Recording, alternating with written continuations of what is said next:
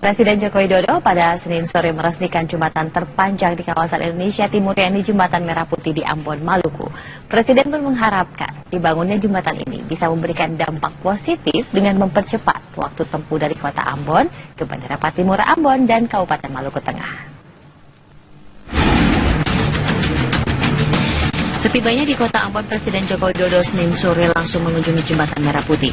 Dalam peresmian ini, Presiden Joko Widodo didampingi Menteri Pekerjaan Umum dan Perumahan Rakyat, sejumlah anggota DPR, pejabat Kementerian Pekerjaan Umum, dan Gubernur Maluku Said Assegaf. Dalam kunjungan kali ini, Presiden Joko Widodo meresmikan salah satu jembatan terpanjang di kawasan di Indonesia Timur, yakni Jembatan Merah Putih. Jembatan ini merupakan jembatan yang menghubungkan Desa Galala, Kecamatan Sirimau, dengan Desa Poka, Kecamatan Teluk Ambon Dalam. Presiden menyatakan, jembatan dengan panjang 1.140 meter ini dapat memberi dampak positif dengan mempercepat waktu tempuh dari kota Ambon ke Bandara Patimura Ambon, serta Kabupaten Maluku Tengah. Rencananya, Presiden meresmikan pelabuhan yang ada di wilayah Indonesia Timur seperti Pelabuhan Tobelo, Pelabuhan Galela, Pelabuhan Tutuk Kembong, Pelabuhan Wonreli, serta Pelabuhan Teor. Ya, tadi kan semuanya sudah saya sampaikan bahwa yang namanya infrastruktur itu dalam bentuk apapun itu harus dan wajib.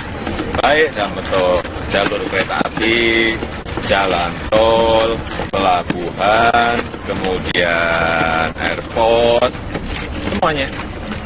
Jembatan seperti semuanya harus, karena ini akan menaikkan produktivitas, akan memperkuat kompetitiveness kita, daya saing kita.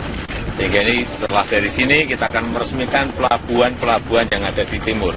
Ada berapa? 35.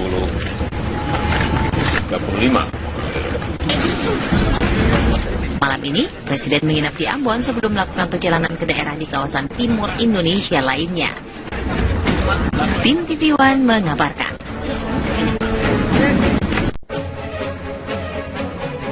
Anda kembali di Prime Time News, pemirsa. Kabar pemecatan kader PKS Fahri Hamzah kembali mencuat. Sebuah surat dari Majelis Tahkim Partai Keadilan Sejahtera terkait putusan pemecatan Wakil Ketua DPR ini beredar luas melalui media sosial.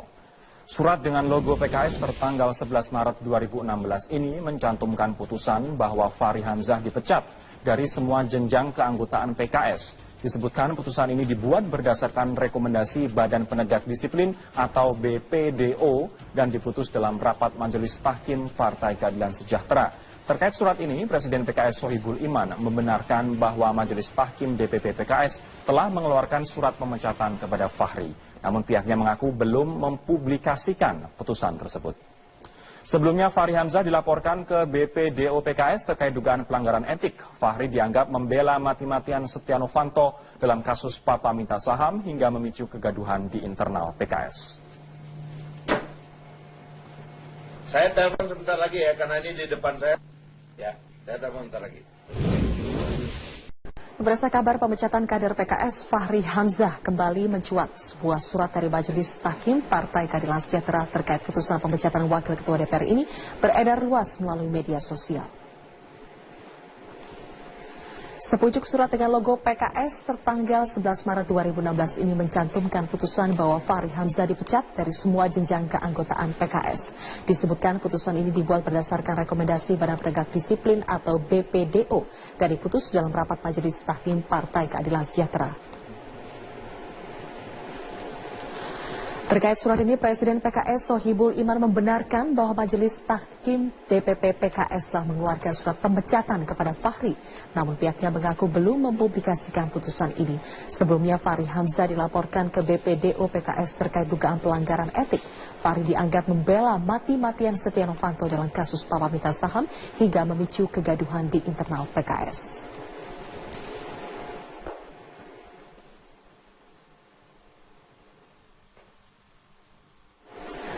Yang lain, pemirsa, Presiden PKS Sohibul Iman membenarkan adanya keputusan Mahkamah PKS terhadap Fahri Hamzah. Sebelumnya beredar informasi bahwa DPP PKS memecat Fahri Hamzah dari keanggotaan PKS. Informasi pemecatan Fahri Hamzah dari keanggotaan PKS terungkap dari beredarnya surat berlogo PKS tertanggal 11 Maret 2016 yang menyebutkan putusan Majelis Tahkim atau Mahkamah Partai DPP PKS. Dalam putusannya, Mahkamah PKS memberhentikan Fahri Hamzah dari semua jenjang keanggotaan PKS. Putusan Mahkamah PKS diambil berdasarkan rekomendasi Badan Penegak Disiplin atau BPDO. Melalui pesan singkatnya, Presiden PKS Sohibul Iman membenarkan adanya keputusan Mahkamah PKS terhadap Fahri Hamzah.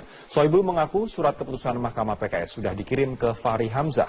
Namun Sohibul menolak mengungkap detail isi keputusan karena menunggu kepastian surat keputusan Mahkamah PKS sudah diterima Fahri Hamzah.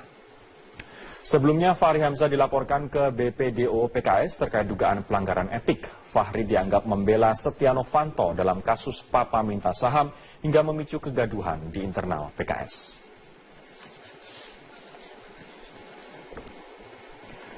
Fahri Hamzah belum memberikan pernyataan resmi terkait rumor pemecatannya sebagai anggota PKS. Namun kicauan Fahri di akun Twitter pribadinya seakan membenarkan adanya pemecatan terhadap dirinya. Melalui akun Twitter pribadinya, Fahri tidak secara eksplisit menyebut pemecatannya sebagai kader PKS. Namun isi tweet yang dilontarkan Fahri hari ini pada beberapa jam lalu tersirat ungkapan penuh kiasan yang bisa dikaitkan pada sikapnya terhadap rumor pemecatan dirinya. Fahri juga menuliskan status menolak takut pada biodata akun Twitternya.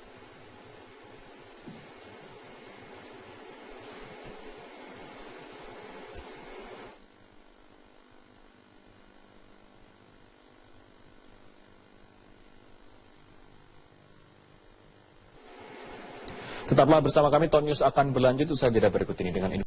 Pemirsa, sejak awal proyek reklamasi Teluk Jakarta telah menuai protes dari berbagai pihak. Proyek tersebut dianggap mengancam lingkungan sekitarnya dan berpotensi memperparah banjir Jakarta. Dari segi regulasi, proyek reklamasi juga disebut-sebut menyalahi peraturan tentang Undang-Undang Lingkungan Hidup dan Pengelolaan Wilayah Pesisir. Namun, bagaimana bisa proyek ini terus bergulir di tengah banyaknya penolakan? Lalu siapa lagi nama yang akan terseret dalam raperda reklamasi yang berujung korupsi ini? Kami akan membahasnya dalam dialog Prime Time News kali ini. Bersama saya, Rory Asyari.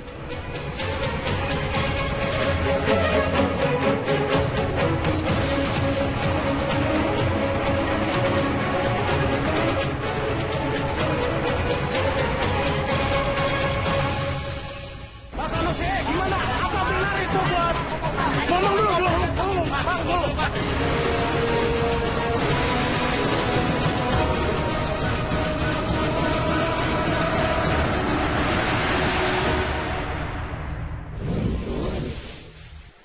Komisi Pemberantasan Korupsi menetapkan status cegah untuk Sugianto Kusuma atau Aguan Sugianto, bos perusahaan properti ternama Agung Sedayu Group. Aguan dicegah ke luar negeri terkait kasus suap yang melibatkan anggota DPRD DKI Jakarta M. Sanusi Kamis 31 Maret lalu. Pencegahan ini dilakukan setelah KPK berkoordinasi dengan Ditjen Imigrasi Kemenkumham. Menurut informasi yang kami himpun, pengusaha tersebut dicegah per tanggal 1 April 2016 hingga 6 bulan ke depan. Sebelumnya, KPK telah resmi menahan Presiden Direktur PT Agung Podomoro Land beserta anak buahnya karena diduga menyuap untuk memuluskan rancangan peraturan daerah tentang reklamasi wilayah pantai Jakarta.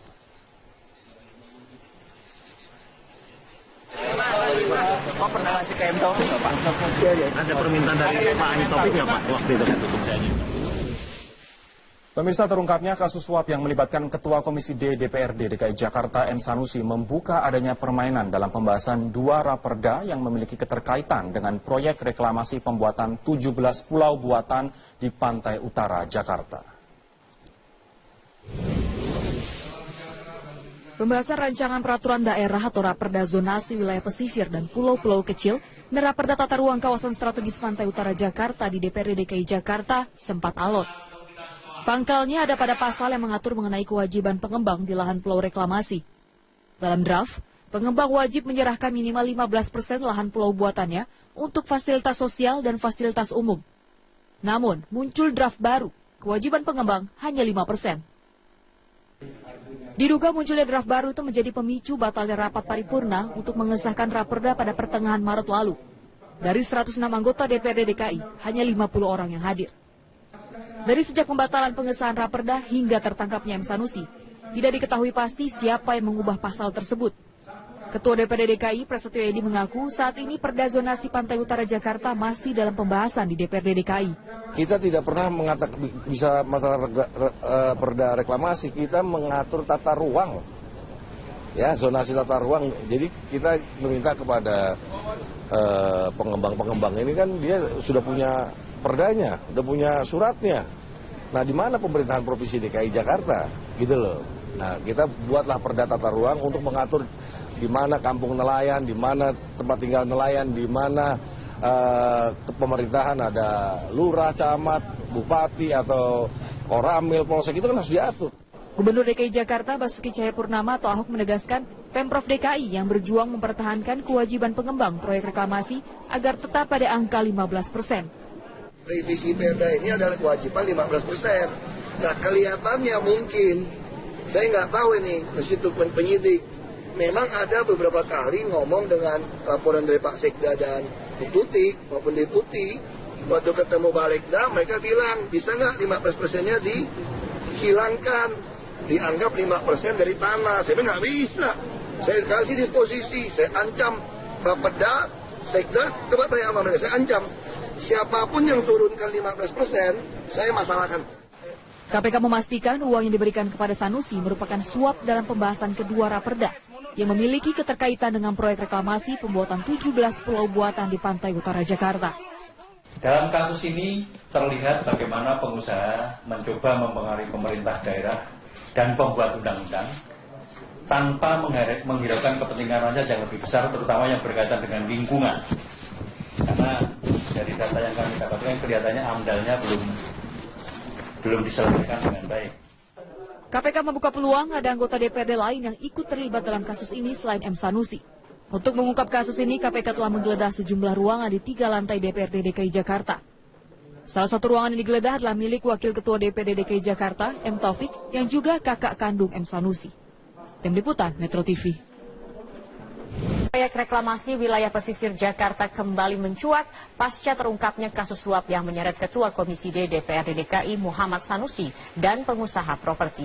Pimpinan KPK menyebut kasus suap ini merupakan grand corruption karena melibatkan proyek besar dan tidak menutup kemungkinan ada anggota DPRD lain yang ikut terlibat.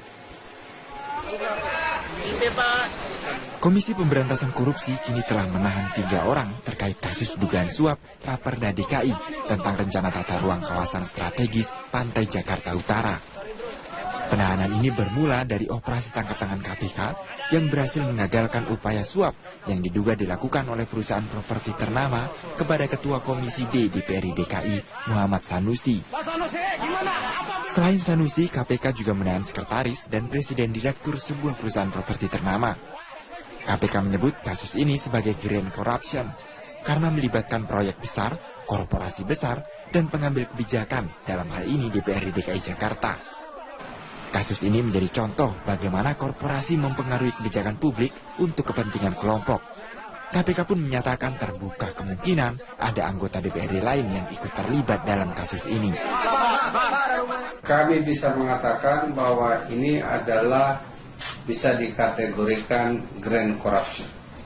Karena dari awal kami berlima itu ingin menyasar korupsi-korupsi yang besar yang melibatkan swasta. Dan yang paling penting lagi adalah ini contoh paripurna di mana korporasi mempengaruhi kebijakan publik. Pengungkapan kasus korupsi ini terkait pembahasan Raperda tentang zonasi wilayah pesisir dan pulau-pulau kecil, serta rancangan peraturan daerah tentang rencana tata ruang kawasan strategis Pantai Jakarta Utara yang berhubungan dengan reklamasi 17 pulau di Teluk Jakarta. Dasar dari proyek reklamasi ini tertuang dalam keputusan Presiden dan Perda DKI yang dikeluarkan pada tahun 1995. Ketua DPRD DKI Prasetyo Edi mengatakan saat ini perda zonasi Pantai Utara Jakarta masih dalam pembahasan di DPRD DKI. Kita tidak pernah bisa masalah perda reklamasi, kita mengatur tata ruang. Ya, zonasi tata ruang. Jadi kita meminta kepada pengembang-pengembang ini kan dia sudah punya perdanya, sudah punya suratnya. Nah, di mana pemerintahan Provinsi DKI Jakarta? Gitu loh. Terkait revisi perda ini, Gubernur DKI Jakarta Basuki Cahayapurnama atau Ahok menyatakan bahwa Pemprov DKI telah mengajukan perubahan regulasi melalui penambahan retribusi bagi para pengembang. Namun Ahok mengungkap ada pertentangan atas usulan Pemprov DKI ini. Revisi Perda ini adalah kewajiban 15%. Nah, kelihatannya mungkin, saya nggak tahu ini, meskipun penyidik, memang ada beberapa kali ngomong dengan laporan dari Pak Sekda dan Bu Tuti maupun Deputi, waktu ketemu Balegda, mereka bilang, bisa nggak 15%-nya dihilangkan, dianggap 5% dari tanah. Saya bilang nggak bisa, saya kasih disposisi, saya ancam Bapeda, Sekda, coba tanya sama mereka, saya ancam, siapapun yang turunkan 15%, saya masalahkan. Berarti korupsi. Kasus suap yang terkait dengan reklamasi kawasan pantai Jakarta Utara dinilai menjadi kasus yang cukup penting. Terlebih karena selama ini isu reklamasi banyak diributkan dan menuai banyak penolakan. Tim Liputan Metro TV. Sebelumnya, KPK telah resmi menahan Presiden Direktur PT Agung Podomoro Land beserta anak buahnya karena diduga menyuap untuk memuluskan rancangan peraturan daerah tentang reklamasi wilayah pantai Jakarta.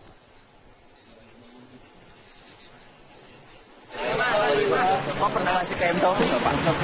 Ada permintaan dari Pak M Taufik nggak Pak? Waktu itu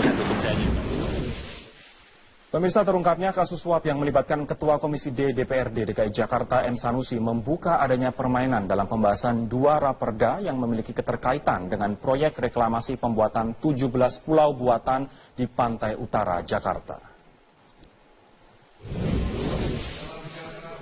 Pembahasan rancangan peraturan daerah atau raperda zonasi wilayah pesisir dan pulau-pulau kecil dan raperda tata ruang kawasan strategis pantai utara Jakarta di DPRD DKI Jakarta sempat alot. Pangkalnya ada pada pasal yang mengatur mengenai kewajiban pengembang di lahan pulau reklamasi. Dalam draft, pengembang wajib menyerahkan minimal 15% lahan pulau buatannya untuk fasilitas sosial dan fasilitas umum. Namun, muncul draft baru, kewajiban pengembang hanya 5%. Diduga munculnya draft baru itu menjadi pemicu batalnya rapat paripurna untuk mengesahkan raperda pada pertengahan Maret lalu. Dari 106 anggota DPRD DKI, hanya 50 orang yang hadir. Dari sejak pembatalan pengesahan raperda hingga tertangkapnya M Sanusi, tidak diketahui pasti siapa yang mengubah pasal tersebut. Ketua DPRD DKI Prasetyo Edi mengaku saat ini perda zonasi pantai utara Jakarta masih dalam pembahasan di DPRD DKI. Kita tidak pernah mengatakan bisa masalah perda reklamasi, kita mengatur tata ruang. Ya, zonasi tata ruang. Jadi kita meminta kepada pengembang-pengembang ini kan dia sudah punya perdanya, sudah punya suratnya. Nah, di mana pemerintahan Provinsi DKI Jakarta? Gitu loh. Nah, kita buatlah perda tata ruang untuk mengatur di mana kampung nelayan, di mana tempat tinggal nelayan, di mana pemerintahan ada lurah, camat, bupati atau koramil, polsek, itu kan harus diatur. Gubernur DKI Jakarta Basuki Cahayapurnama atau Ahok menegaskan Pemprov DKI yang berjuang mempertahankan kewajiban pengembang proyek reklamasi agar tetap pada angka 15%. Revisi Perda ini adalah kewajiban 15%. Nah, kelihatannya mungkin, saya nggak tahu ini, meskipun penyidik, memang ada beberapa kali ngomong dengan laporan dari Pak Sekda dan Bu Tuti maupun Deputi, waktu ketemu Balegda, mereka bilang, bisa nggak 15%-nya dihilangkan, dianggap 5% dari tanah. DO dan diputus dalam rapat Majelis Tahkim Partai Keadilan Sejahtera. Terkait surat ini, Presiden PKS Sohibul Iman membenarkan bahwa Majelis Tahkim DPP PKS telah mengeluarkan surat pemecatan kepada Fahri. Namun pihaknya mengaku belum mempublikasikan putusan tersebut. Sebelumnya Fahri Hamzah dilaporkan ke BPDO PKS terkait dugaan pelanggaran etik. Fahri dianggap membela mati-matian Setia Novanto dalam kasus Papa minta saham hingga memicu kegaduhan di internal PKS. Saya telepon sebentar lagi ya, karena ini di depan saya. Ya, saya telepon sebentar lagi. Berdasarkan kabar pemecatan kader PKS, Fahri Hamzah kembali mencuat. Sebuah surat dari Majelis Tahkim Partai Keadilan Sejahtera terkait putusan pemecatan Wakil Ketua DPR ini beredar luas melalui media sosial. Sepucuk surat dengan logo PKS tertanggal 11 Maret 2016 ini mencantumkan putusan bahwa Fahri Hamzah dipecat dari semua jenjang keanggotaan PKS. Disebutkan putusan ini dibuat berdasarkan rekomendasi Badan Penegak Disiplin atau BPDO dan diputus dalam rapat Majelis Tahkim Partai Keadilan Sejahtera. Terkait surat ini, Presiden PKS Sohibul Iman membenarkan bahwa Majelis Tahkim DPP PKS telah mengeluarkan surat pemecatan kepada Fahri. Namun pihaknya mengaku belum mempublikasikan putusan ini. Sebelumnya Fahri Hamzah dilaporkan ke BPDO PKS terkait dugaan pelanggaran etik. Fahri dianggap membela mati-matian Setia Novanto dalam kasus papa minta saham hingga memicu kegaduhan di internal PKS.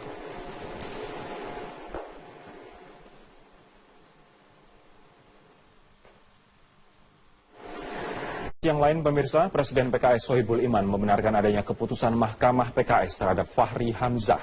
Sebelumnya beredar informasi bahwa DPP PKS memecat Fahri Hamzah dari keanggotaan PKS. Informasi pemecatan Fahri Hamzah dari keanggotaan PKS terungkap dari beredarnya surat berlogo PKS tertanggal 11 Maret 2016 yang menyebutkan putusan Majelis Tahkim atau Mahkamah Partai DPP PKS. Dalam putusannya, Mahkamah PKS memberhentikan Fahri Hamzah dari semua jenjang keanggotaan PKS. Putusan Mahkamah PKS diambil berdasarkan rekomendasi Badan Penegak Disiplin atau BPDO. Melalui pesan singkatnya, Presiden PKS Sohibul Iman membenarkan adanya keputusan Mahkamah PKS terhadap Fahri Hamzah.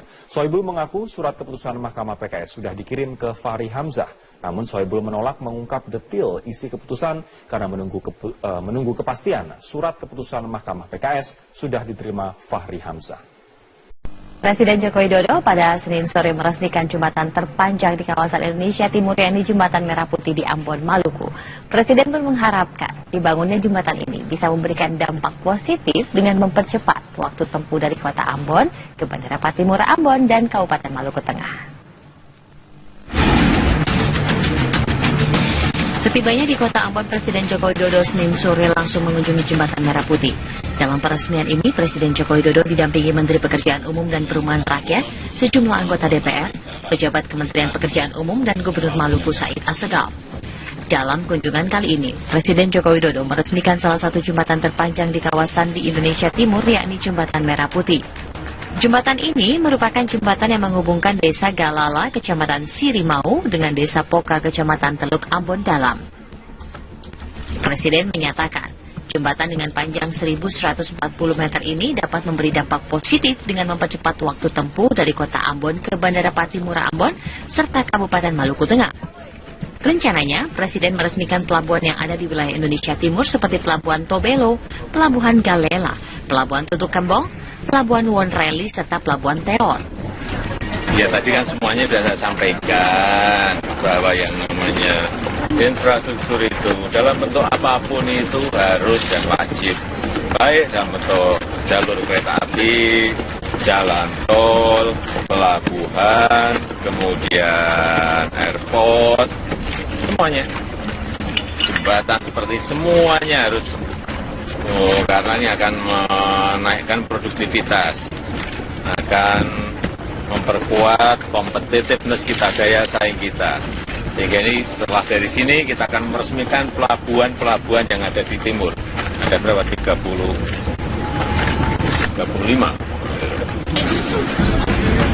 Malam ini, Presiden menginap di Ambon sebelum melakukan perjalanan ke daerah di kawasan timur Indonesia lainnya. Tim TV One mengabarkan.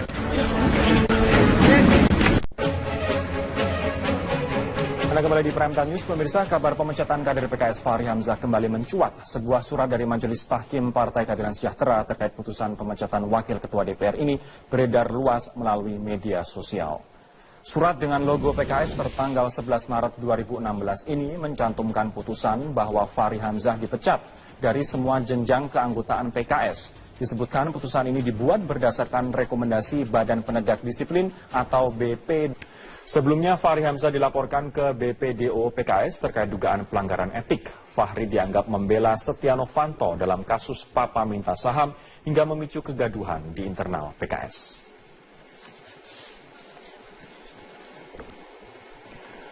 Fahri Hamzah belum memberikan pernyataan resmi terkait rumor pemecatannya sebagai anggota PKS. Namun kicauan Fahri di akun Twitter pribadinya seakan membenarkan adanya pemecatan terhadap dirinya. Melalui akun Twitter pribadinya, Fahri tidak secara eksplisit menyebut pemecatannya sebagai kader PKS. Namun isi tweet yang dilontarkan Fahri hari ini pada beberapa jam lalu tersirat ungkapan penuh kiasan yang bisa dikaitkan pada sikapnya terhadap rumor pemecatan dirinya. Fahri juga menuliskan status menolak takut pada biodata akun Twitternya.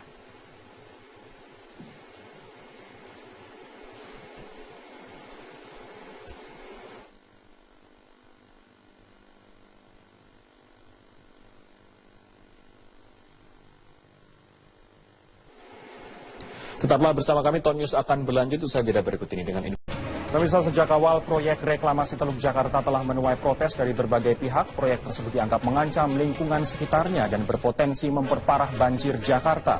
Dari segi regulasi, proyek reklamasi juga disebut-sebut menyalahi peraturan tentang Undang-Undang Lingkungan Hidup dan Pengelolaan Wilayah Pesisir. Namun, bagaimana bisa proyek ini terus bergulir di tengah banyaknya penolakan? Lalu siapa lagi nama yang akan terseret dalam raperda reklamasi yang berujung korupsi ini? Kami akan membahasnya dalam dialog Prime Time News kali ini. Bersama saya, Rory Asyar.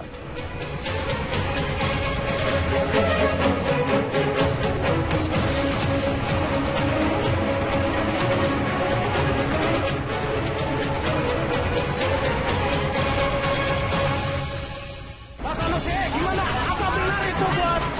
Ngomong dulu.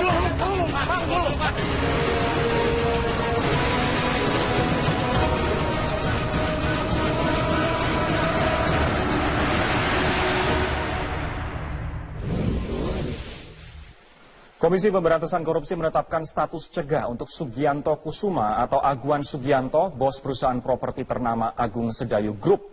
Aguan dicegah ke luar negeri terkait kasus suap yang melibatkan anggota DPRD DKI Jakarta M. Sanusi Kamis 31 Maret lalu. Pencegahan ini dilakukan setelah KPK berkoordinasi dengan Ditjen Imigrasi Kemenkumham. Menurut informasi yang kami himpun, pengusaha tersebut dicegah per tanggal 1 April 2016 hingga 6 bulan ke depan. Saya nggak bisa. Saya kasih disposisi, saya ancam Bapeda, Sekda, coba tanya sama mereka, saya ancam. Siapapun yang turunkan 15%, saya masalahkan.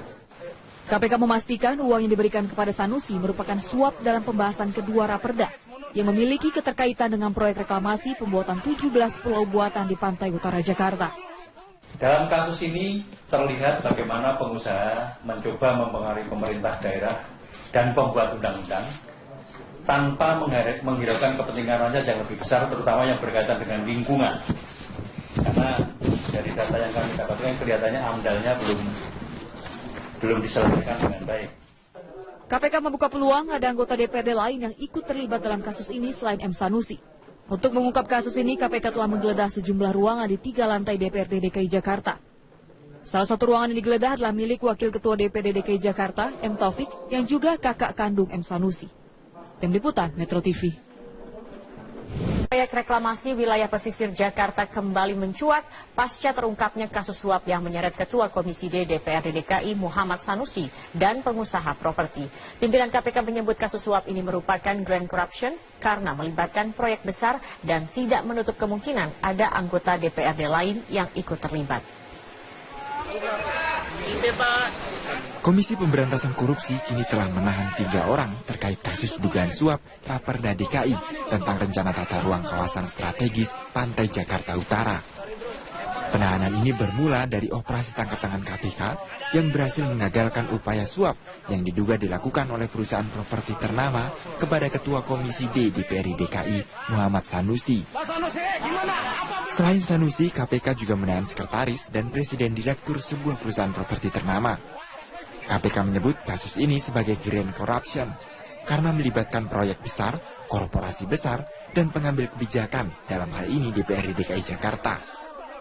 Kasus ini menjadi contoh bagaimana korporasi mempengaruhi kebijakan publik untuk kepentingan kelompok. KPK pun menyatakan terbuka kemungkinan ada anggota DPRD lain yang ikut terlibat dalam kasus ini. Kami bisa mengatakan bahwa ini adalah bisa dikategorikan grand corruption. Karena dari awal kami berlima itu ingin menyasar korupsi-korupsi yang besar yang melibatkan swasta.